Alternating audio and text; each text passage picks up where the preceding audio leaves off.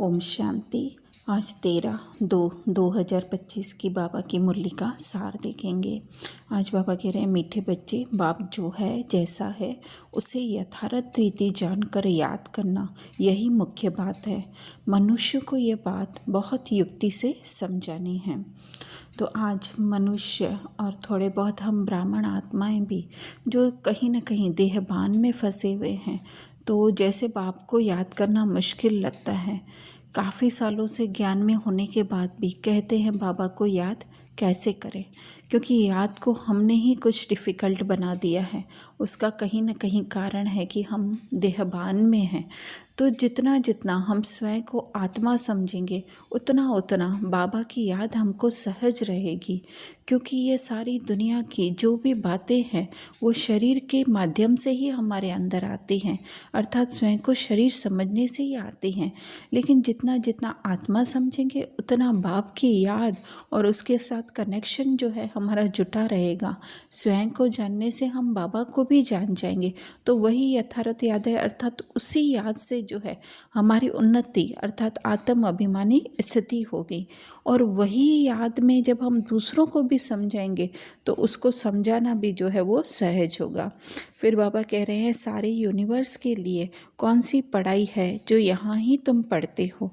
तो बाबा उत्तर दे रहे हैं, सारे यूनिवर्स के लिए यही पढ़ाई है कि तुम सब आत्मा हो। आत्मा समझकर बाप को याद करो तो पावन बन जाएंगे। सारे यूनिवर्स का जो बाप है वह एक ही बार आते हैं सबको पावन बनाने। वही रचता और रचना की नॉलेज देते हैं। इसलिए वास्तव में यह एक ही यूनिवर्सिटी है। यह बात बच्चों को स्पष्ट कर समझानी है।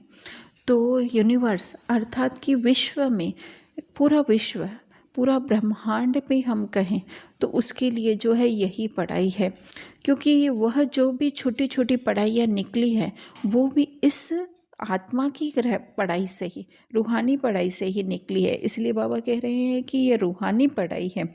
तो चाहे कोई भी हो, चाहे इंडिया का हो, चाहे इंडिया से बाहर का हो, चाहे वो विज्ञान का ज्ञान हो, चाहे वो गणित का ज्ञान हो, जो भी ज्ञान हो, अगर आत्मा का ज्ञान समझ लिया तो फिर जो है वो सारे ज्ञान उस ज्ञान के अंदर समाये हुए होते हैं।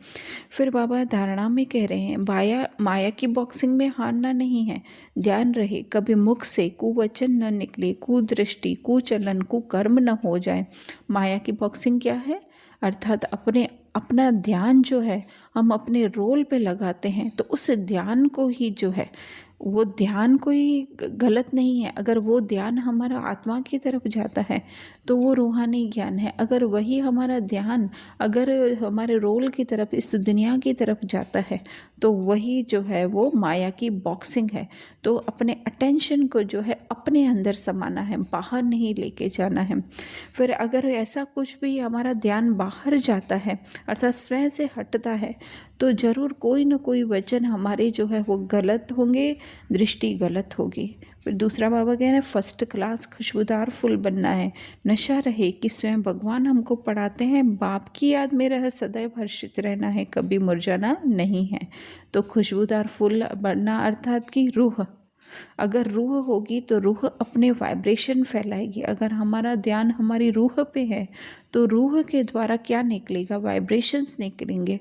तो वो एक तरीके की खुशबू है जो दूसरों आत्माओं को भी जो है वो उसकी सत्य की तरफ जो है वो अट्रैक्ट करेगी।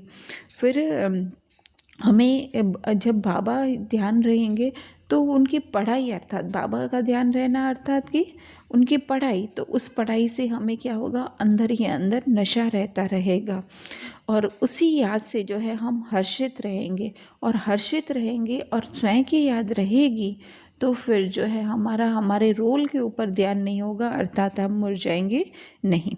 फिर बाबा वरदान में कह रहे हैं, चैलेंज और प्रैक्टिकल की समानता द्वारा स्वयं को पापों से सेफ रखने वाले विश्व सेवाधारी भव। चैलेंज और प्रैक्टिकल क्या है? अर्थात जो हम कहें वो हम करें। तो वो तब हो सकता है जब हम अपनी रूहानी स्थिति में रह कर के अगर जो भी कहते हैं तो ही जो है हम कर सकेंगे। तो आगे विस्तार में भी बाबा कह रहे हैं कि पाप और पुण्य की गति को जानकर स्वयं को सेफ रखो। अर्थात कि अगर हम देहभान में रह कर के कुछ भी कह रहे हैं तो वो पाप है, अर्थात कि सत्य नहीं है। पाप अर्थात कि और कुछ नहीं, वो सत्य नहीं है। लेकिन स्वयं की स्मृति में रहेंगे तो सत्य की स्मृति में रहेंगे और उससे हर कार्य जो है वो सत्य होगा। फिर स्लोगन में बाबा कह रहे हैं पवित्रता की क्षमा, चारों ओर जलाओ तो बाप को सहज देख सकेंगे।